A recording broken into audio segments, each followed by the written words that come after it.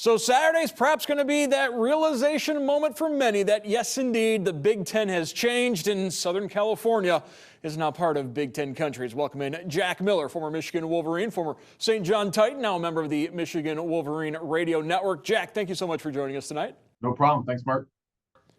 When you were a player at Michigan, could you fathom having conference games against the Pac-12 teams? No, I don't think anyone could fathom that. I mean, you always anticipate playing those guys in the Rose Bowl on January 1st, but to have the Trojans coming to the Big House in the middle of September is strange but fun. I think it's great for college football, and anyone who's a fan of some of those blue blood programs, it's an exciting time to be a fan of college football. 11th meeting all time between Michigan and USC, but just the third in the regular season because, as you pointed out, most of those meetings have come in the Rose Bowl. Now, on Saturday, Michigan will start Alex Orji at quarterback. Your thoughts on making that change, and is this the right time to make the change? Did Davis Warren's interceptions lead to this decision? Yeah, I think so. I thought that going into last week that Davis Warren was not the biggest issue with Michigan's offense, and then they had some things that they had to figure out. They had to get that running game going. They had to gel the offensive line a little bit and find some ways to help him get a little more creative with the play calling, things like that. Unfortunately, he was the issue this past week, and I think for Sharon Moore, Kirk Campbell, and the rest of that offensive staff, they thought, well, we have got to try to find a spark to do something a little different here. You kind of scratch your head and worry a little bit that it took this long. What are they seeing in practice, or what is happening in practice that would allow them to not make the move sooner? But I just think after last week, it became apparent once the running game got going, there were some good things happening outside of Davis Warren's play, that it made sense for them to try to give Alex Orji a chance, and that's what's going to happen against USC. Speaking of that running game, what was more impressive to you last week? Khalil Mullings going over 100 yards, or the fact that that offensive line paved the way for a 301-yard rushing performance by the entire team? Yeah, well, I think it's both.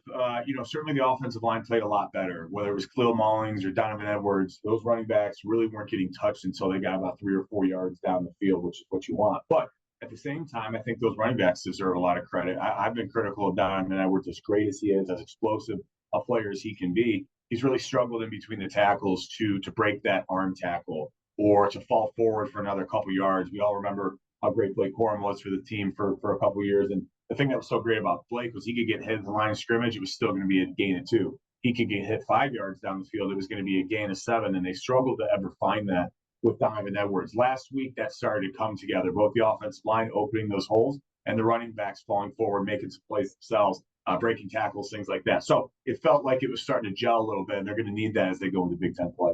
Khalil Mullins, a couple of 30-plus yard runs against Arkansas State. He came into Michigan as a linebacker, made the move to running back. And at the time, there was a knock on him that maybe he wasn't fast enough to be a running back, but Donovan Edwards among those saying, no, he's certainly got enough speed to be a running back now. Yeah, I think so. He's continued to prove himself.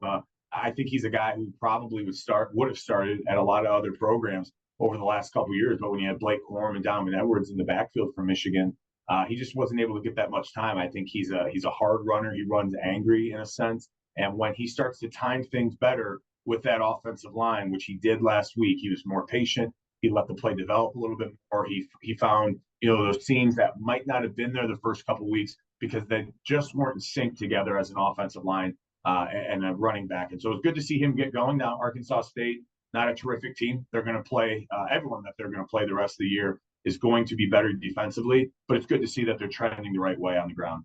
A couple of areas where Michigan certainly needs to improve: turnovers, third down conversions, and penalties.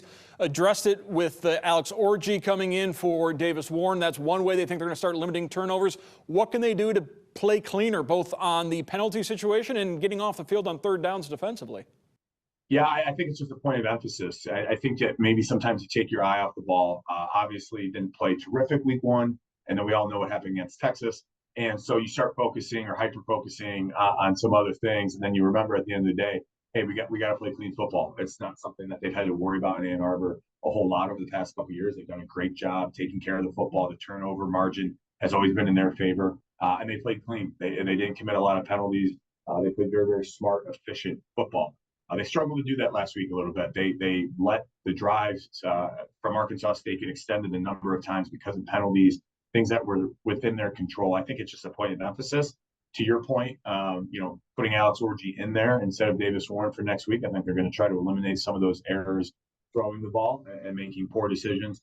And hopefully Alex Orji gives that offense a little bit more of a spark, even though they might be running it a little more than the casual fan would like to see. They have something that they need to feel good about, right? And maybe part of that is finding an identity. And I think Orji allows them to do that a little bit easier. Hopefully some of the more clean play comes with that as well. Trojans come into the Big House 2-0. Of course, they knocked off LSU the first week of the season, took care of Utah State week 2. They did not play last week, so it's a rested Trojan team coming into Ann Arbor. Yeah, pretty talented. We all know what USC's offense has done the last couple of years, and they've been really, really good. They can put up points. They are kind of that air raid offense that finds open receivers for big plays, big explosive plays. I think Michigan's defense has their work cut out for them. A key part of that is going to be the defensive line being able to get pressure on the quarterback. If you allow any quarterback with those types of weapons to sit back there, like Quinn Ewers in Texas did, quite honestly, those wide receivers are too athletic. They can stretch the field. They're too fast. Guys will find their way to get open, and it's going to be big on the defensive line to try to get there with only rushing 4. And if they do blitz, they need to be very, very good about communication in the back end. We saw that happen a number of times over the last 2 weeks where the secondary is still trying to feel each other out. It's very similar to the way an offensive line plays. Sometimes it takes a little bit to gel, to know where your teammate's going to be, how they play, what they do, what they, signals and body language, those types of things. They're going to have their work cut out for them because USC can certainly throw the ball around the field.